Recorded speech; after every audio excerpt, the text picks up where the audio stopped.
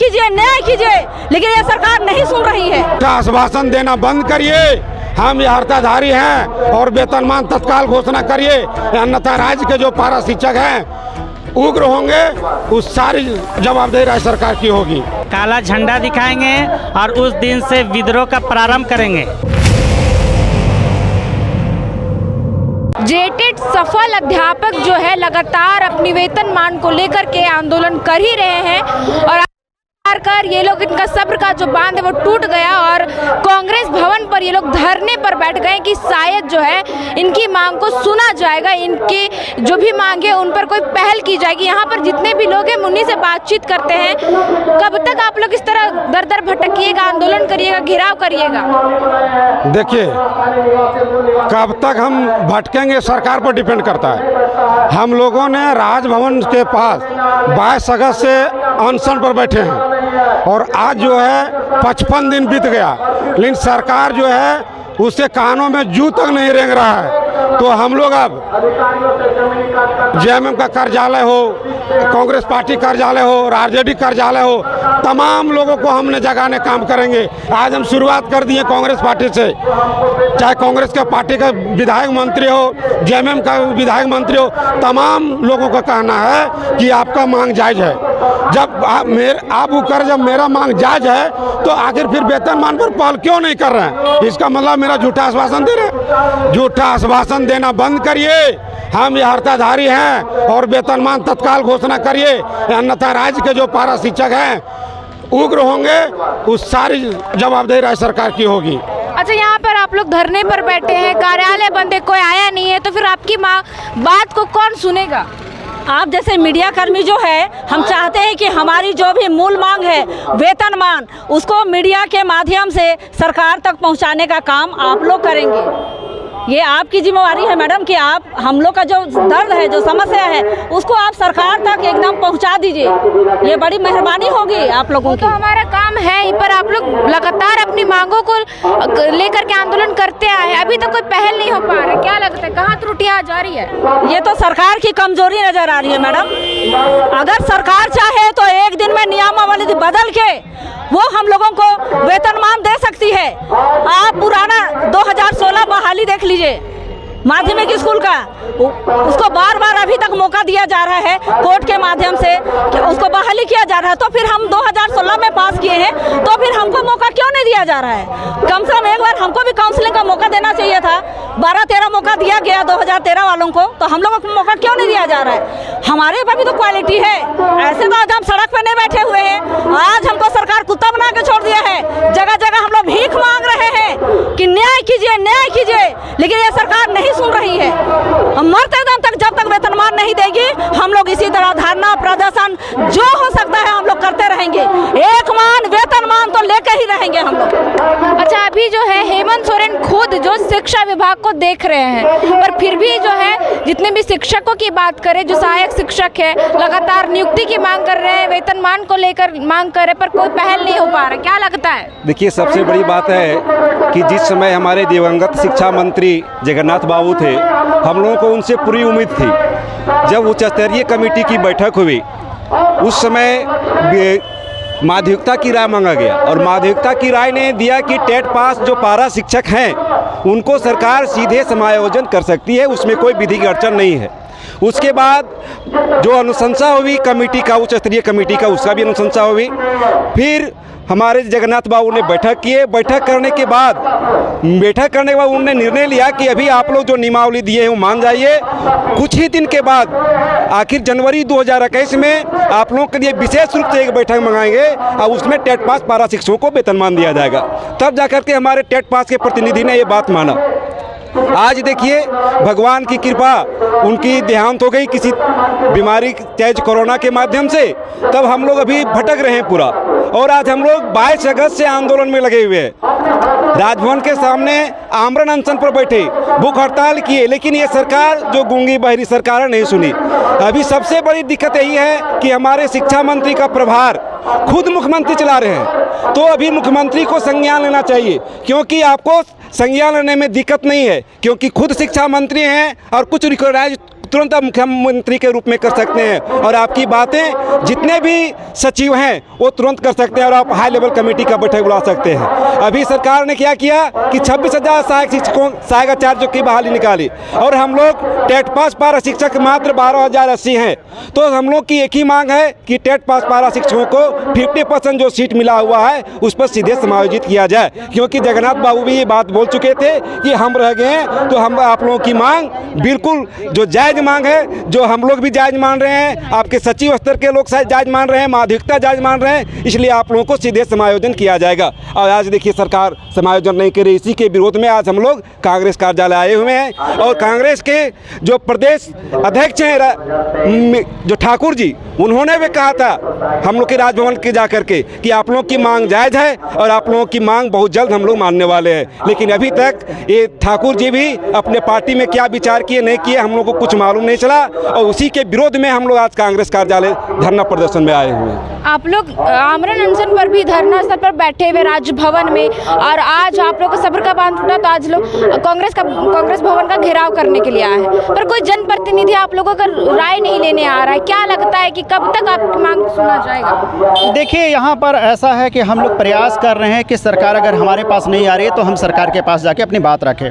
और तमाम विधायकगण मंत्रीगण, आप हमारे यहाँ जाएंगे अनशन स्थल पर तो वहाँ देखेंगे तमाम विधायक और मंत्रीगण का फोटो होगा, जिनके पास हम लोग जाकर अपने दस्तावेजों को दिखाया है, जिससे उन्होंने देखकर कहा है कि आपकी मांग जायज़ है और आपकी मांग को हम दिलाने का प्रयास करेंगे। ये आश्वासन दिए हैं। जब आश्वासन पर कोई ठोस पहल दिखाई नहीं पड़ा तो हम लोगों ने बाकायदा अब घेराव का कार्यक्रम तय किए हैं। लेकिन अभी भी हम लोग का वही है कि न्याय के गुहार लगा रहे हैं, हम लोग उग्र आंदोलन नहीं कर रहे हैं। और चूँकि इसके पीछे सबसे बड़ा कारण है कि थोड़ा उम्मीद अभी भी बची हुई है सरकार से कि सरकार हम लोग को वेतनमान देगी। और चूँकि यहाँ बहुत स्पष्ट है कि जो टेट पास पारा शिक्षक हैं वो वेतनमान के लिए पूरी तरह से पूरी आहर्ता रखते हैं, चाहे एनसीटी का गाइडलाइन हो, एनईपी का गाइडलाइन हो, सारों को फुलफिल करते हैं। साथ में सरकार ने ही महाधिवक्ता से राय ली है वेतनमान के, उस वेतनमान पर जिस प्रकार से महाधिवक्ता ने राय दिया है उसमें स्पष्ट है कि जो भी टेट पास पारा शिक्षक हैं उनको वेतनमान देने में कहीं कोई दिक्कत नहीं है। अच्छा, आप लोग लगातार जो है आंदोलन कर ही रहे हैं और अब ना जा कर के आप लोग को घेराव करना पड़ रहा है, पर यहाँ पर कार्य जो है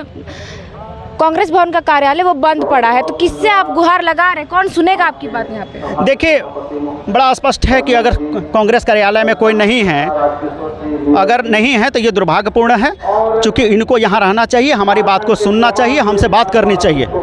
हमको लगता है कि कहीं ना कहीं ये लोग इसलिए भाग गए हैं क्योंकि ये लोग डर रहे हैं, और ये अगर डर इन लोगों के पास अगर आ गया है तो हम लोग उससे भी बड़ी खुश हैं कि चलो डर तो कुछ है, अब इन लोग को डर क्या होता है और दिखाने का काम करेंगे। चूँकि आज न्याय के गुहार लगा रहे हैं, आज अगर हमारी बात सुनने के लिए शाम तक लोग मौजूद नहीं होते हैं तो बाकायदा मजिस्ट्रेट जो नियुक्त हैं हम उनको देखे तो चले जाएंगे, लेकिन इनको भी अब क्षेत्र में दिक्कत का सामना करना पड़ेगा। और देखिएगा बीते हुए दिन में आज 55 दिन हो गया, हम लोग और कुछ दिन वेट कर रहे हैं, चूँकि इस बीच में आरजेडी कार्यालय के भी घेराव करना है, अपनी बात को वहाँ रखना है, न्याय का गुहार लगाना है, इसलिए हम लोग कुछ दिन अभी चुपचाप हैं। लेकिन अब वहाँ पर जाने के पश्चात भी अगर सरकार कोई ठोस पहल नहीं लेती है तो निश्चिंत है हम जेएमएम कार्यालय का घेराव करेंगे और उसके पश्चात उग्र आंदोलन करेंगे, और जिसकी सारी जवाबदेही सरकार की होगी, तमाम विधायक गण की होगी, तमाम इन पार्टियों को होगी जो गठबंधन में है। अच्छा, आप लोग कह रहे हैं कि नहीं आपको उम्मीद है सरकार से, चुनाव आने वाला, इतने कम समय में कैसे आपकी मांगों पर पहल हो सकती है, क्योंकि सीएम का जो कार्यकाल है वो भी समाप्त होने वाला है? देखिए, उम्मीद की बात हम इसलिए कर रहे हैं कि सरकार ने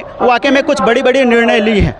जैसे आप देखेंगे पुरानी पेंशन योजना को जो कोई सरकार लाई नहीं, ये सरकार ने लेके आई, बाकायदा लागू कर दी है, इसलिए एक उम्मीद बड़ा है। दूसरी बात है, उम्मीद का सबसे बड़ा कारण है इनके मैनिफेस्टो में भी वेतनमान की बात है। तीसरी बात है कि इनका महाधिवक्ता जो सरकार के अधीन होते हैं महाधिवक्ता, उनका राय स्पष्ट है कि वेतनमान देने के लिए।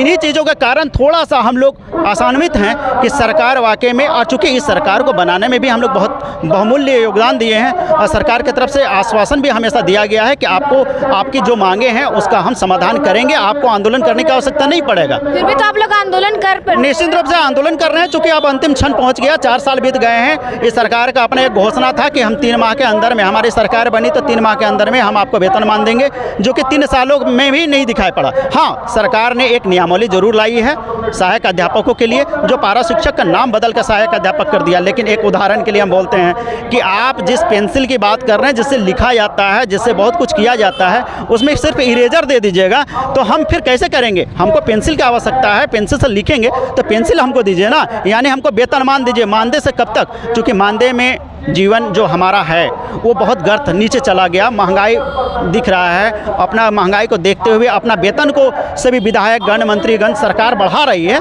तो फिर हमारे लिए वेतनमान क्यों नहीं। और यहाँ पर एक बात बड़ी गौर करने वाली बात है कि वेतनमान देने में कहीं कोई दिक्कत नहीं है। इसके पीछे 2-3 कारण हैं। चूँकि हमारे साथ आरक्षण भी है तो सरकार को दिक्कत होनी नहीं चाहिए।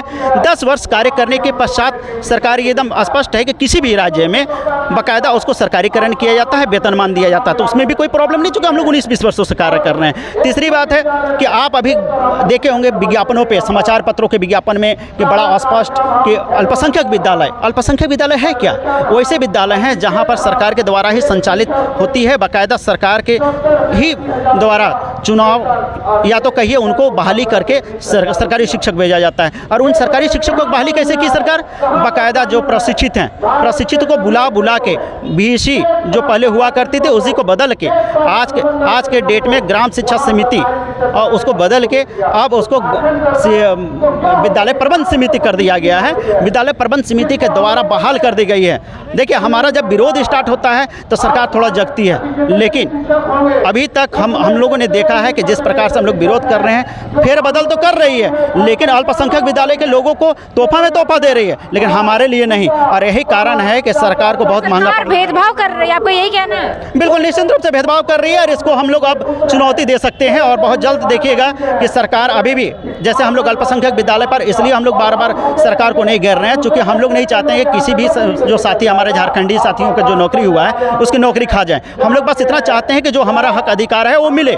लेकिन अगर सरकार हमारे साथ छलने का काम कर रही है और छलने का ही काम करते रहेगी तो निश्चित रूप से हम लोग इसको चुनौती देंगे। और एक समुदाय के लिए क्यों, जब हमारे बीच में भी अल्पसंख्यक है तो उसको भी तो देख लीजिए। हम तमाम साथी झारखंडी पुत्र हैं, अब झारखंडी पुत्रों के कल्याण के लिए कल्याण की बात करते हैं, फिर कहाँ सोए हुए हैं? हमारे भी कल्याण कीजिए। यहाँ पर आप देख सकते हैं कि जो सैकड़ों की संख्या में जो है जेटेट सफल अध्यापक धरने पर बैठे हैं। कड़ी धूप में ये धरने पर बैठे हैं अपनी मांगों को लेकर के, एक आस के साथ कि शायद इनकी जो मांगे हैं वो सरकार सुने और इनकी मांगों पर कोई पहल करे। क्या लगता है भैया कि इस तरह आप लोग धूप में अब बैठ रहे हैं, आमरण अनशन पर कुछ दिन पहले बैठे थे, कब तक इस तरह बैठते रहेंगे अपनी मांगों को लेकर के? जिस तरह से हमने इस माटी को सरकार को चुना है मैम, अभी तक हमें माननीय श्री मुख्यमंत्री हेमंत सोरेन जी से अभी भी उम्मीद और आशा बंधा हुआ है। लेकिन ये उम्मीद और आशा सिर्फ अब 15 नवंबर तक ही रहेगा। उस दिन हम सरकार का घोर विरोध करेंगे, काला झंडा दिखाएंगे और उस दिन से विद्रोह का प्रारंभ करेंगे। और आने वाला चुनाव में ये गठबंधन की सरकार को अपने गली मोहल्ले में कहीं नहीं घुसने देंगे, क्योंकि हम लोग अभी शिक्षक हैं, अभी मर्यादा में रह के असहयोग आंदोलन टाइप से कर रहे हैं। और आने वाला समय में ये सरकार को हम लोग क्या बोलते हैं, जवाब देने के लिए तैयार हैं। तो आपने सुना कि जितने भी जेटेट सफल शिक्षक हैं वो अपनी मांगों को लेकर के धरने पर आए और इनका कहना है कि अगर सरकार इनकी जो मांग है उन पर पहल नहीं करती है, हालांकि इनको उम्मीद है सरकार से कि इनकी जो मांग है वो पूरी हो जाएगी, अगर सरकार पूरी नहीं करती तो आगामी 15 नवंबर को ये लोग काला झंडा दिखाकर सरकार का विरोध करेंगे और सरकार को आने वाले समय में एक चुनौती भी देंगे कि सत्ता पर उसे रखना है या नहीं। बाकी खबरों के लिए बने रहे लोकतंत्र 19 के साथ।